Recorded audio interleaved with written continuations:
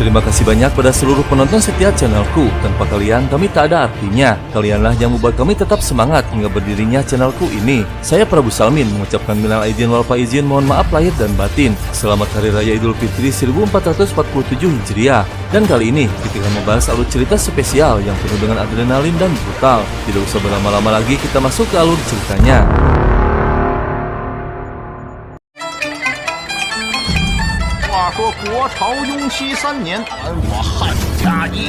Kisah berlatar pada masa kerajaan dinasti Song. Kaisar Taizong memerintahkan untuk menyerang kerajaan Liao. Seorang jenderal tangguh bernama Yang Yi yang ditugaskan untuk memimpin pasukannya. Namun mereka kalah jumlah hingga yang tersisa hanya jenderal Yang Yi seorang melawan ribuan prajurit Liao.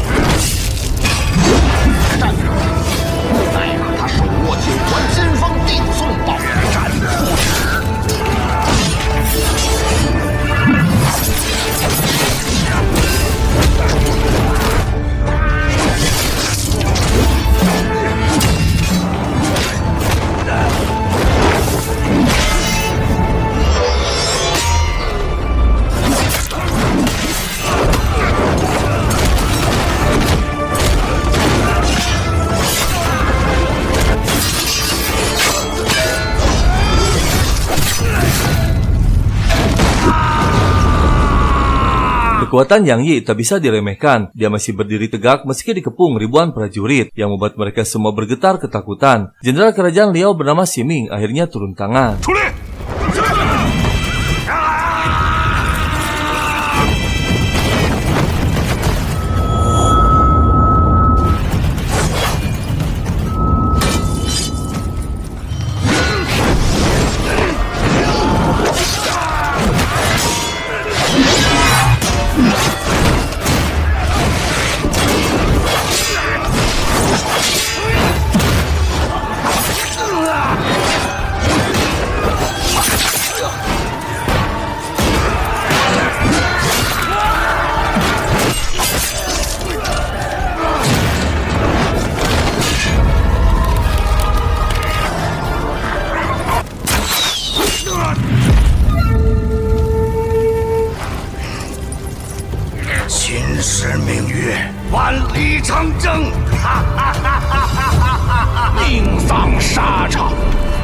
Setelah mengetahui sang ayah tewas, putrinya bernama Jiumei sangat murka ingin balas dendam dan ingin mengambil senjata ayahnya yaitu golok emas Jiuhuan yang diambil oleh mereka. Namun saat akan pergi, Jiumei dihadang oleh kakaknya bernama Yanqi.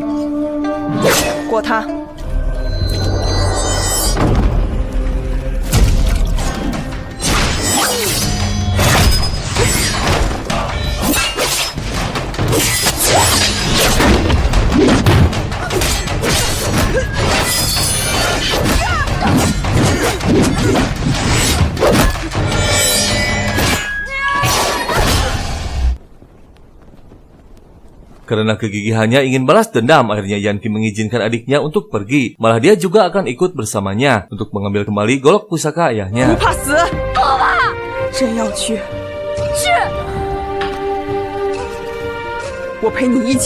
Di tempat lain di wilayah kerajaan Liao, terlihat dua prajurit Liao sedang dikejar oleh seorang pendekar bernama Guangpu karena prajurit tersebut telah merampas harta milik penduduk.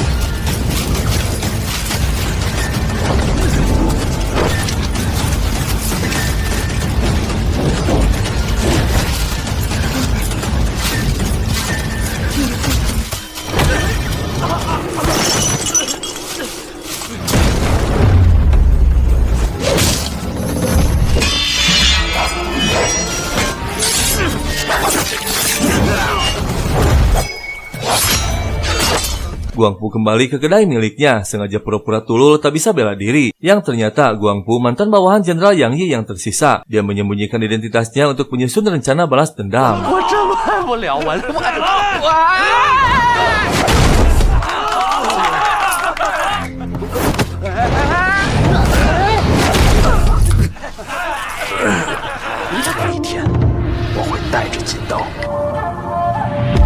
Setelah beberapa hari, Jiumei dan Yanqi akhirnya tiba di kediaman Jenderal Ximing, kerajaan Liao. Mereka pun memasuki salah satu tempat yang menyimpan golok emas ayahnya. Namun tiba-tiba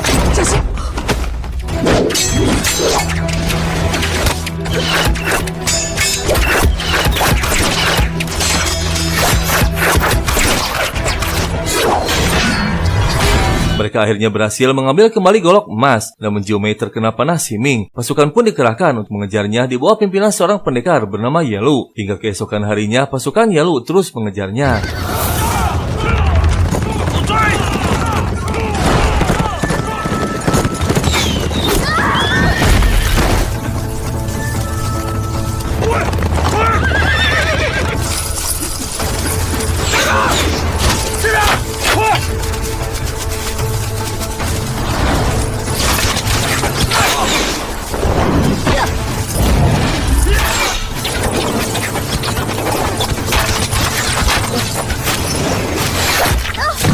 Mereka berdua semakin tersudutkan. Tak ada pilihan lain, Yanqi harus menghadapi mereka.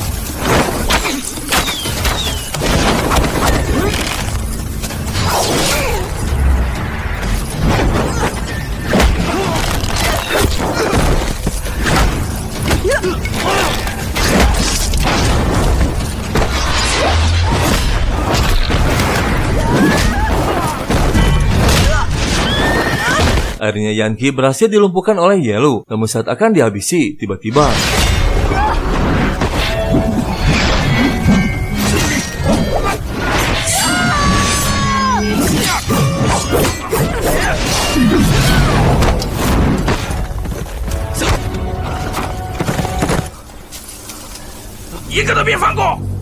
mereka berdua akhirnya berhasil melarikan diri dari kejaran Yalu dan singgah di kedai milik Guangpu. Setelah memasukinya, Guangpu memberikan minuman. Namun Yanqi yang cerdas mencurigai minuman tersebut.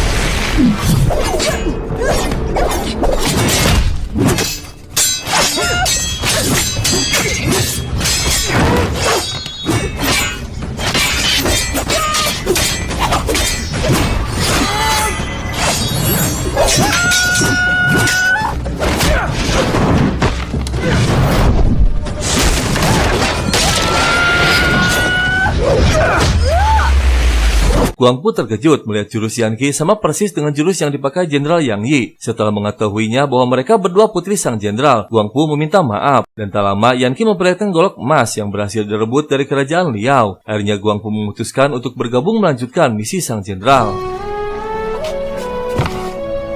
拜见老灵公，小人已筹划南归之事1年之久，小人愿一路护送。 Untuk sementara, mereka berdua tinggal di sana sambil memulihkan kondisi Jiumei yang terluka. Namun tiba-tiba, Yalu dan pasukannya tiba di sana. Guangpu dan pelayan pun menyambut mereka, tanpa mengetahui dua gadis yang dicarinya berada di sana. Namun setelah memasukinya, Yalu melihat bayangan seseorang di atas. Dia pun bergegas menghampirinya. Mereka bersiasat pura-pura menjadi keluarga Guangpu yang sedang bertengkar. Yalu pun mengabaikannya dan meminta kedua gadis untuk menemaninya minum. Dan akhirnya...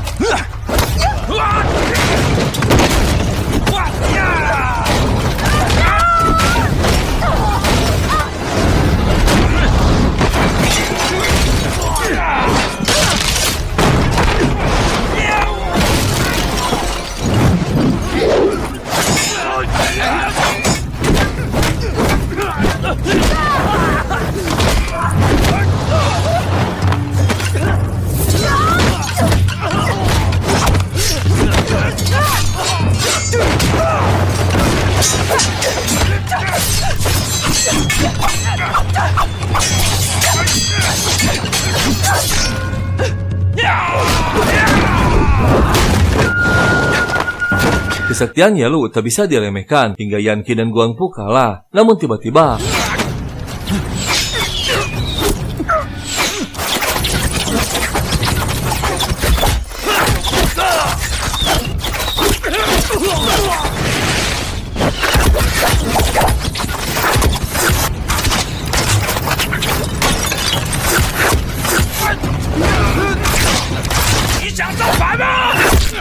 Ratusan panah melesat menyerang mereka semua. Ternyata Jenderal Liu beserta pasukannya muncul.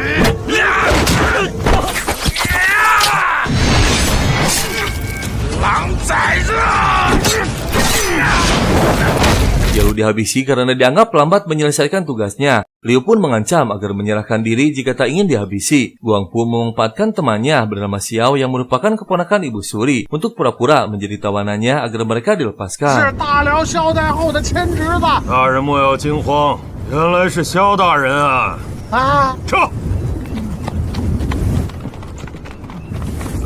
Untuk sementara waktu, mereka aman selama Xiao masih bersama mereka. Jenderal Liu dan pasukannya masih mengawasi di luar area kedai. Namun malam harinya, Liu memutuskan untuk menghabisi mereka semua.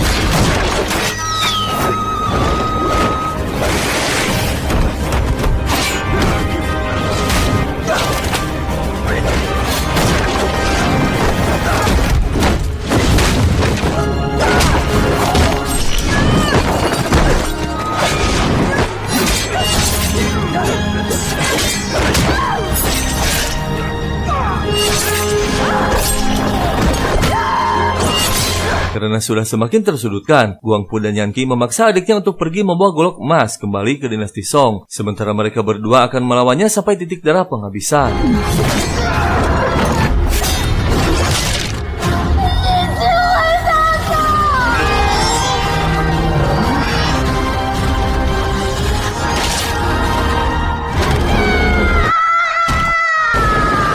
Akhirnya mereka semua tertangkap juga, termasuk Jiu Mei. Dengan mengejutkan, ternyata pelayan setia Guangpu adalah mata-mata Liao yang menyamar. Tak lama Xiao muncul, namun tak bisa berbuat apa-apa, meski memaksa Jenderal Liu untuk melepaskan mereka. Dan akhirnya... 兄弟们平安啊，不怕不怕。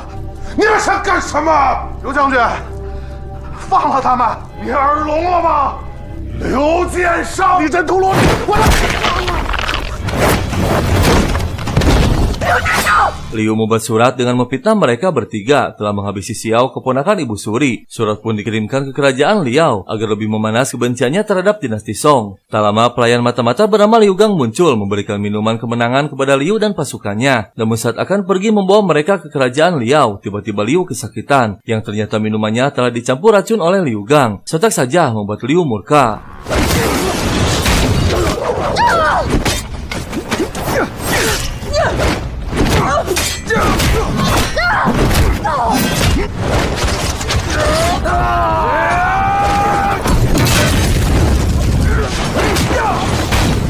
Liu Gang ternyata tak mengkhianati Guangpu karena dia berhutang budi saat terlantar dan kelaparan. Dan tak lama Liu Gang pun tewas, sementara dua gadis masih bertarung dengan Liu.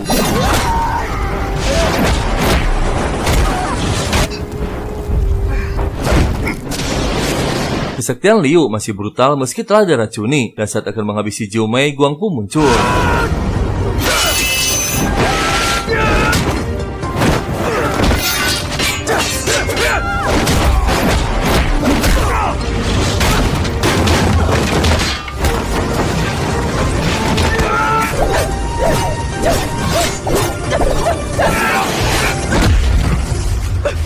Mereka bertiga kalah dan terluka parah. Dengan mengejutkan, Liu mengatakan bahwa golok emas yang dicurinya adalah palsu, sengaja untuk memancing keturunan Jenderal Yang Yi agar bisa dihabisi. Dia pun mengeluarkan golok emas yang asli untuk menghabisi seluruh keturunan Yang Yi sampai ke akarnya.